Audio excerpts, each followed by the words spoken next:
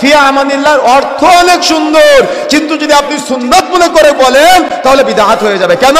ফি আমানিল্লাহ রাসূলুল্লাহ সাল্লাল্লাহু আলাইহি ওয়াসাল্লাম থেকে পাওয়া যায় না যে আল্লাহ রাসূল ফি আমানিল্লাহ বলে, অর্থাৎ দোয়া চাইলে ফি আমানিল্লাহ বলেছেন, বা সাহাবায়ে কেরাম ফি আমানিল্লাহ বলেছেন, কিন্তু আপনার কাছে দোয়া চাইলেই আপনি বলেন ফি আমানিল্লাহ। কোথায় পেয়েছেন?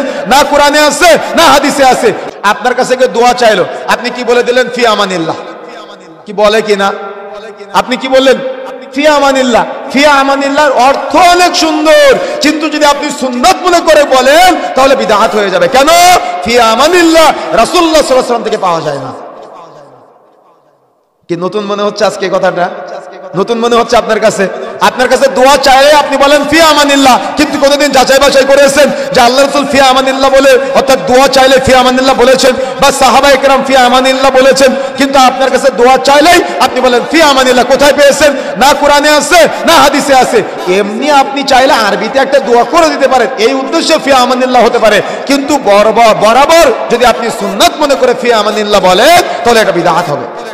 এমনি আপনি দোয়া করতে পারেন। আপনার কাছ থেকে দোয়া চাইলো, ফি আমানিল্লাহ অর্থ অনেক সুন্দর, আপনি এমনি দোয়া করতে পারেন ফি আমানিল্লাহ। তবে এটাকে সুন্নাত মনে করা যাবে না। সুন্নাত মনে করতে গেলে আল্লাহ রাসূল থেকে দলিল থাকা লাগবে।